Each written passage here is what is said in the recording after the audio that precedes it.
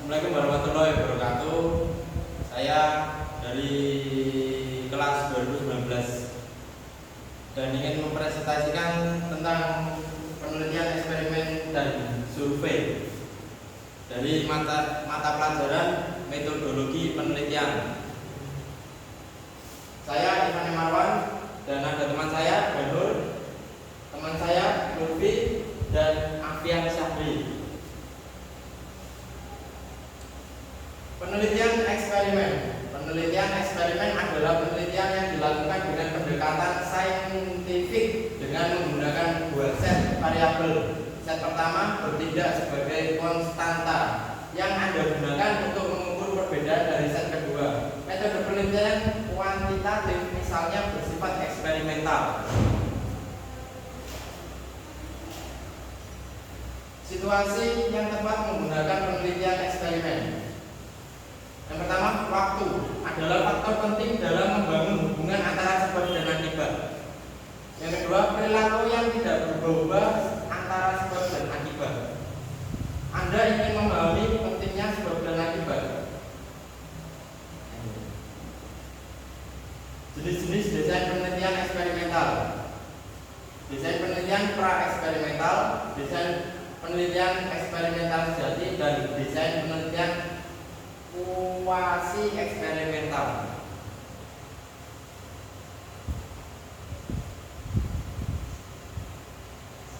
Desain penelitian pra-eksperimental, sebuah kelompok atau berbagai kelompok diobservasi setelah menerapkan faktor sebab dan akibat.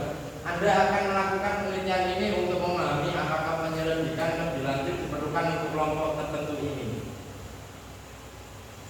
Desain penelitian eksperimental sejati. Penelitian eksperimental sejati bergantung pada analisis statistik untuk membuktikan atau menyangkal hipotesis, menjadikannya bentuk penelitian yang paling akurat. Dari jenis-jenis desain eksperimental, hanya desain sejati yang dapat membangun hubungan sebab akibat dalam suatu kelompok. Dalam percobaan yang benar, 3 faktor harus dipenuhi. Oke, saya lanjutkan. Desain penelitian kuasi eksperimental. Kata kuasi menunjukkan kesamaan. Desain kuasi eksperimental mirip dengan eksperimental, tetapi tidak sama. Perbedaan antara keduanya adalah penugasan kelompok kontrol. Dalam penelitian ini, variabel independen dimanipulasi, tetapi peserta dari suatu kelompok tidak ditentukan secara acak. Penelitian semu digunakan dalam pengaturan lapangan di mana penugasan acak tidak relevan atau tidak diperlukan.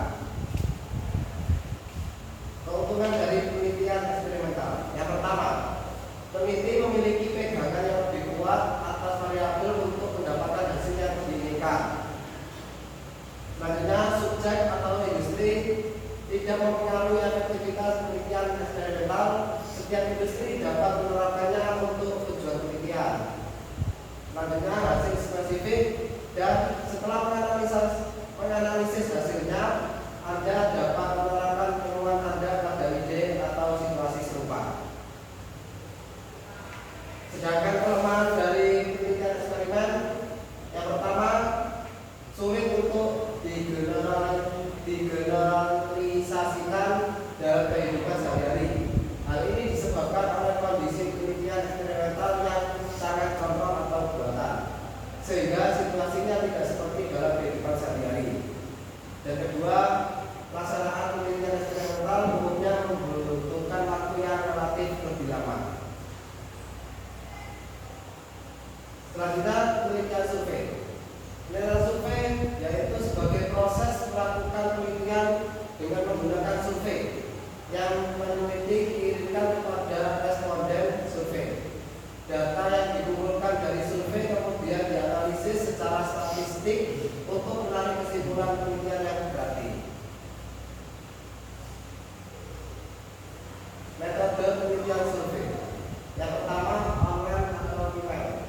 Penelitian survei online adalah salah satu metode penelitian survei yang paling populer saat ini. Biaya yang terlibat dalam penelitian survei online sangat minim dan tanggapan yang dikumpulkan sangat akurat.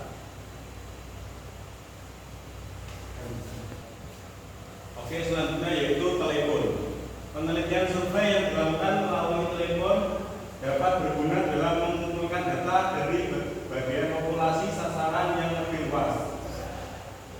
Ada kemungkinan uang yang diinvestasikan dalam survei telepon akan lebih tinggi daripada media lain, dan waktu yang dibutuhkan akan lebih tinggi. Tatap muka. Penelitian melakukan wawancara mendalam tatap muka dalam situasi di mana ada masalah yang rumit untuk dipecahkan. Tingkat respon untuk metode ini adalah yang tertinggi tetapi bisa mahal.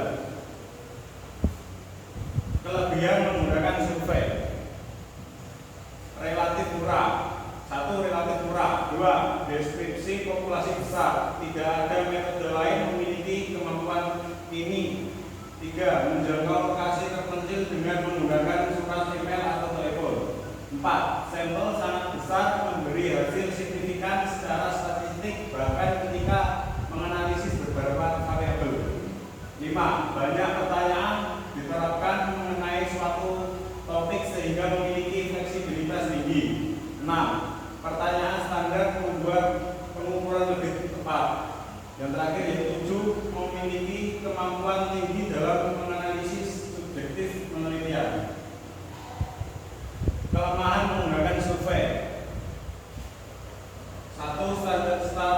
Standarisasi metodologi memaksa penelitian merancang pertanyaan umum sehingga menghapus keunikan tiap responden. 2. Survei yang fleksibel membutuhkan desain administrasi stabil sepanjang pengumpulan data. 3. Peneliti harus memastikan bahwa sejumlah besar sampel memberikan respon atau bebas respon bias. 4. Mungkin sulit bagi responden mengingat informasi atau mengatakan kebenaran tentang pertanyaan kontroversial. Sekian